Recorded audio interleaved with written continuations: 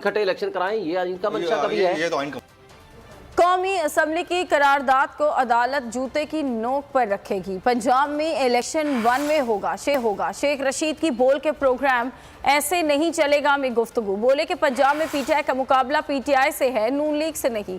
नून league की सियासत खत्म हो चुकी, उनको पता है कि ये इलेक्शन हार चुके हैं। दिन में 2-2, 3-3 हमलों पे करारदादें पास हुई हैं।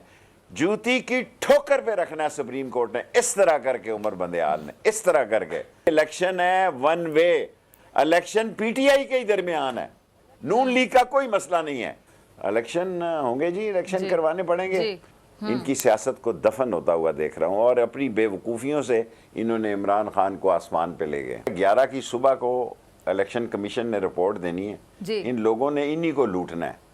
इस वक्त टारगेट के यही लोग हैं लोगों के सामने। 5 दिन रुक जाएं, 5 दिन बाद इन्होंने सुप्रीम कोर्ट में बयान देना है कि पैसे दे रहा है सेक्रेटरी फिनांस के नहीं।